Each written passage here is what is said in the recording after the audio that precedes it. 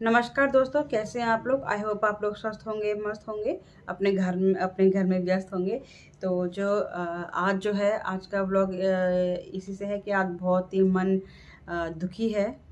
और जैसे कि आप सबको उत्तराखंड के बारे में पता ही है, अंकिता भंडारी के बारे में। तो जब से हमने सुना है तो हमें बहुत ही धक्का लगा है कि हमारे उत्तराखंड जो कि एक सीधे लोगों के नाम से जाना जाता है, सीधे और भोले लोगों के नाम से जाना जाता है, उन लोगों के साथ और उनकी ही जगह में हमारे ही उत्तराखंड में उन्हीं लोगों के साथ ऐसा बर्ताव किया जाता है, ऐसा बर्ताव हो रहा है, ऐसे केस सुनने को मिल रहे हैं। तो ये किसकी वजह से हो रहे हैं? कहीं ना कहीं इसमें हम भी जिम्मेदार हैं कि हम थोड़े से पैसों की लालच में आकर हम अपनी ज़मीन जो है बाहर वालों को दे देते हैं। तो हमें ही ये चीज़ शुरू करनी पड़ेगी कि हमें बाहर के लोगों को अपनी ज़मीनें ना दें, ज़्यादा से ज़्यादा हो सके ये चीज़ ना करें। और जैसे कि अंकिता भंडारी की मृत्यु के बारे में हमने सुना, जो कि हमारे ही उत्तराखंड के पौड़ी से है और यमकेश्वर गांव है उनका। तो वहाँ की वो रहने वाली थी और उनका शव जो है नदी में से बरामद हुआ। पुलकित आर्या और उनके 2 साथियों द्वारा उनका मर्डर किया गया और उनके ही रिजॉर्ट में वो काम करती थी। और पुलकित आर्य चाहे किसी के भी बेटे हों, ठीक है, कितने से बड़े नेता के बेटे हों, हमारी ये कोशिश रहेगी कि सरकार उनको कड़ी से कड़ी सज़ा मिले, उनके जो 2 साथी थे उनको कड़ी से कड़ी सज़ा मिले, ताकि और किसी अंकिता भंडारी के साथ ऐसा ना हो। ठीक है, क्योंकि हम लोग पहाड़ी लोग, आपको पता है, बहुत ही शरीफ होते हैं, बहुत भोले होते हैं, बहुत ईजिली लोगों की बातों में आ जाते हैं।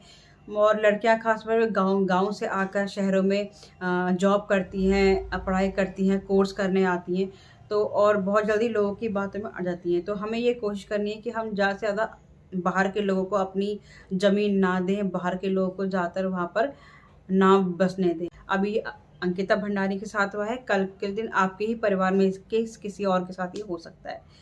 इसीलिए और सरकार से यही मेरी अपील है कि अंकिता भंडारी की परिवार को कुछ आर्थिक सहायता मिले। देखो, पैसों से तो उनका दुख कम नहीं होगा, पैसों से तो उनकी अंकिता भंडारी वापस नहीं आएगी, पर पैसों से एक उनका थोड़ा सा एक सपोर्ट हो जाएगा, थोड़ी आर्थिक व्यवस्था, एक आर्थिक मदद उनकी हो जाएगी।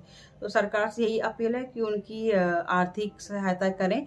और जितने मेरे यूट्यूबर हैं, यूट्यूब ब्लॉगर हैं, खासकर उत्तराखंड के ब्लॉगर हैं, तो यही टाइम है सबको एक आने का।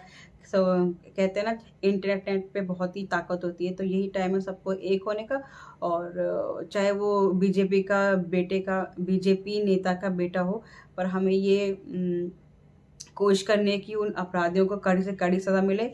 वो लोग बहुत कोशिश करेंगे कि पैसों से वो परिवार वालों का मुंह बंद करें, बट वही है, इस बार अगर चुप रह गए तो फिर आगे पता नहीं कितनी अंकिता भंडारियों का इस चीज़ से गुजरना पड़ेगा।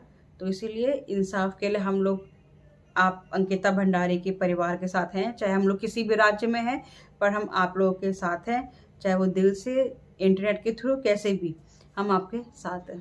तो तब तक के लिए जय भारत, जय उत्तराखंड।